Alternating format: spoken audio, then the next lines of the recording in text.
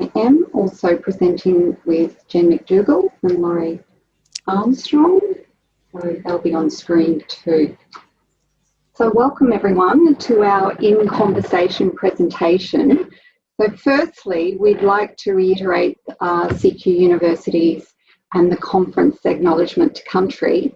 And secondly, the beautiful Billabong campfire artwork that you can see on the screen was commissioned by the Office of Indigenous Engagement, and thanks goes to Professor Adrian Miller for permission to use this artwork.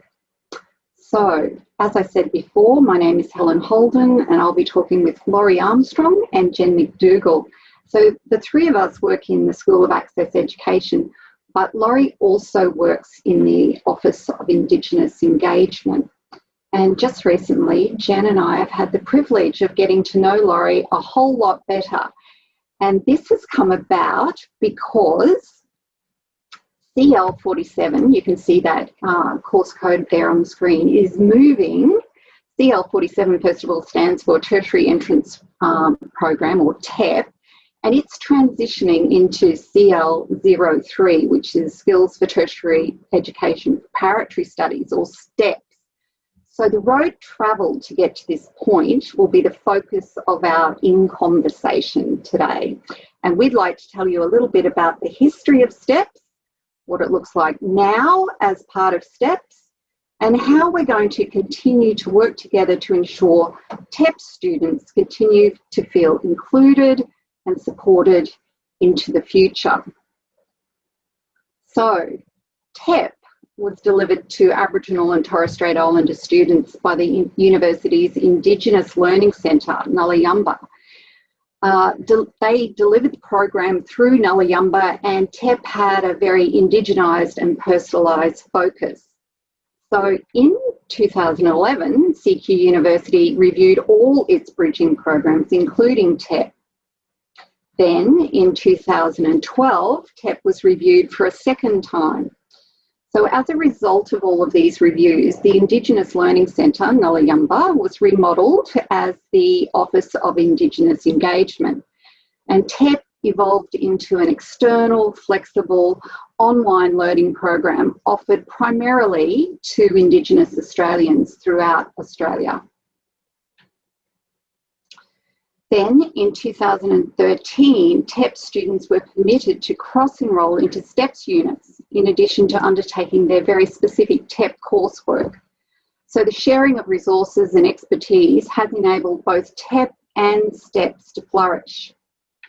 In 2015, TEP moved under the umbrella of Access Education and found a new base alongside STEPS in the School of Access Education. However, at this point, TEP was still very much autonomous in its enrolment process and delivery of content. So now in 2020 and more formally in 2021, TEP will merge with STEPS. TEP students will be officially part of STEPS in the enrolment process, but still discrete TEP units will remain as offerings, and our First Nation students will be able to choose those culturally specific units of study alongside STEPS units. So, Laurie, as someone who's been around TEP from the beginning and witnessed this evolution, how do you feel about these recent changes? Yeah, thank you, Helen. I think you summed it up really well there. I think it seems to be like timely and interesting that the theme for Reconciliation Week this year was "We're all in this together." TEP is something that I'm very passionate about. I remember why and when it came about around 20 years ago, and I've witnessed the numerous benefits that it's produced for Aboriginal and Torres Strait Islanders. The value that this level of education has added to society is immeasurable, not only in terms of opportunities for the participating students, but the roll-on effects for their families. But in 2020, we are all in this together, and obviously very difficult decisions had to be made. Through the voluntary redundancy process, all of my colleagues who held TEP together in recent years were gone. I'd like to acknowledge, those amazing people that have run TEP programs over the last 20 years, from Lynette Anderson right through to Auntie Bron McFarlane just recently. But anyway, I was the only one left and there was no choice for me but to accept that the program would have to be transitioned into steps. There was no time for reviews. To produce any evidence, this was very different. The most important thing was to ensure that our students' needs were met and that the opportunity for access to university was still going to be available. So clearly over the years, more and more of our mob were choosing to enrol directly into steps. And we knew that, and we knew that it was a natural and expected progression. Our students already enrol in specific steps units, so it's not unfamiliar territory for them or us. However, it is absolutely necessary to recognise the diversity of First Nations people. And TEP provided a safe place for our mob to be introduced into higher education. So at any other time, I guess there would have been resistance to TEP being dissolved into steps. But like I said, we are all in this together now, and we have to be part of the solution for CQUniversity. Yes, and Laurie, that's why it's so important we have you to assist us through this transition and into the future provide the mentoring to First Nation students we have in steps. So Laurie, can you tell us more about the units from TEP that will remain in steps and why they are so important to First Nation students? Yes, Helen. So one of the core units, there was 2 core units. One of them is remaining in steps, and it's called Culture and Learning. It's a core unit that students that choose to take the First Nation stream, if you like, will be able to enrol in. So this unit takes students on a learning journey from where they are, looking at their own identity and culture, then looking at university culture, and finally combining the 2. Other TEP units cover health, education, law, arts, humanities and social sciences, business and more. So all of those units take students on that journey from invasion through the stages of colonisation that our people have experienced and all the way to contemporary society. The TEP units provide a platform for students to investigate Australian history for themselves. And that's why I would like to see TEP units available for all STEPS students at some time. Because let's face it, students are most teachable at this point in their lives. Yes, that's very true, Laurie. So in your opinion, what have been the benefits for Aboriginal and Torres Strait Islander students who have completed TEP or STEPS? Well, yeah, I touched on this a little bit earlier, but the benefits of TEP are enormous for Aboriginal Torres Strait Islanders. So, you know, we're often in a position where we need to get work. See, the thing is that there often are no jobs for us. Often our schooling was disrupted or the system just did not seem to work for us. So I could go on about that, but we all know education is always part of the solution. So the Tertiary Entry Program gave people a fresh start. And the thing is, it's at university. So students that enrol immediately feel better about themselves. And interestingly enough, other people watching on start to think they must be smart because they're going to university. So you can see this really changes perceptions. So during TEP, students realise that they're good enough and they're smart enough, that they can actually do this. It's not hard to see the benefits resulting from people, anybody that goes on to university, gets qualified and obtains good jobs. However, reality is many of our mob get offered positions in the community, but by the time they've completed TEP. And after all, a job is what they really wanted in the first place. Often our families are not at liberty to turn down an income opportunity because it may be the only one coming into the household. So the benefits you see are numerous. I know many past TEP students and STEP students who have ended up in really good positions. To me, this pre-tertiary work is just so important, not only for our mob, but for society, because everything is connected. Once people have a job, then housing, education, health and justice issues are all affected in a positive way.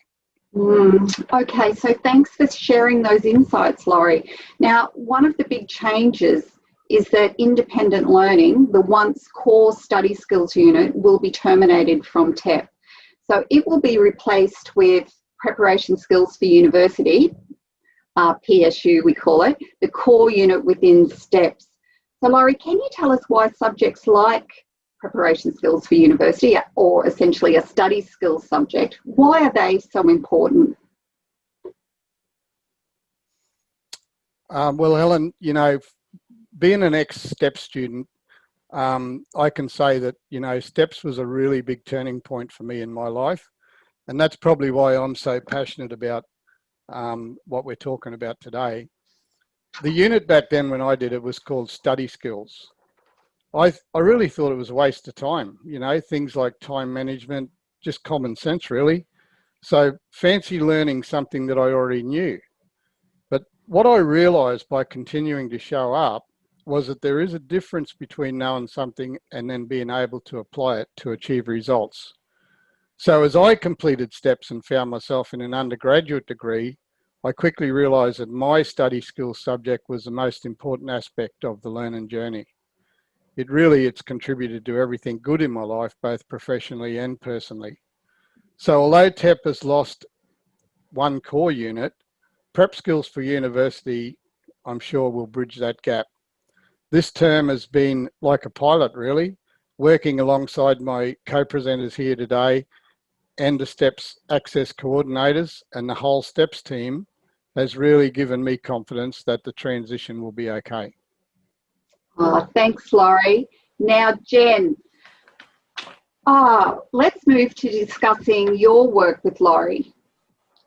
And in particular, your work in supporting our First Nation students in this study skills subject. So while we always support our online cohort in Prep Skills by assigning support lecturers to each group, we have put in place a dedicated support lecturer just for our First Nation students. So Jen, thanks, Helen.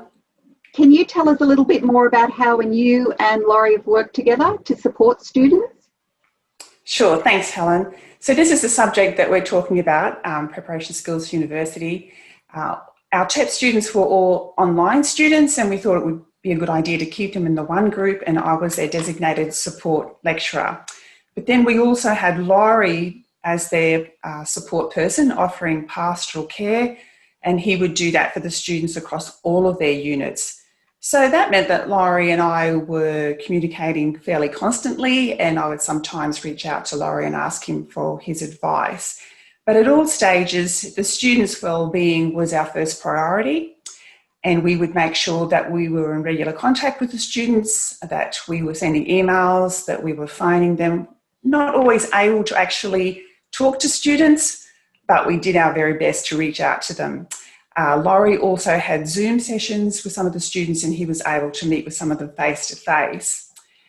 So we did try and make sure it wasn't just about catching up with students who were inactive, although that was part of it, but to make sure that we were also acknowledging those students who were keeping up and congratulating them, as you can see here with that email. And then because Laurie was also copied in, he would sometimes come in with his own message of support. And you can see here what a great communicator he is with his message of keep connected and stay strong. And so it was always great to have Laurie working there in the background as that extra support person. Great. So, Jen, it seems that the collaborations have provided lots of opportunities for culturally relevant material to be incorporated into the PSU curriculum. So could you tell us a little bit more about how this collaboration has influenced Prep Skills? Just 1 minute to go, guys. Okay, thank you. So the indigenisation of the curriculum has been an ongoing priority. We try and make sure that we include appropriate themes, inclusive language, inclusive imagery. It's just been so great to have Laurie on the team so we can check in with him now to make sure that we're on the right track. And we've also realised that Laurie's a great role model through getting to know him better, that his story is very powerful. He's walked the walk, he's done the steps, And some of the wisdom that he shares is also so powerful. So in our study guide for next year, we're going to include a short piece about Laurie and his life and his wonderful words of wisdom there about the importance of just turning up, of showing up, how that has worked for him and is as a student and in his life. And we think that those words will really resonate with all of our students and not just our TEP students. Okay, thank you, Jen, and thank you, Laurie. So today, everyone, we've given an overview of how TEP is merging with STEPS and also discussed our work in prep skills to facilitate this transition. And of course, our journey is going to continue as we seek more ways to embed enabling strategies into our curriculum that support First Nations students. So thank you, everyone.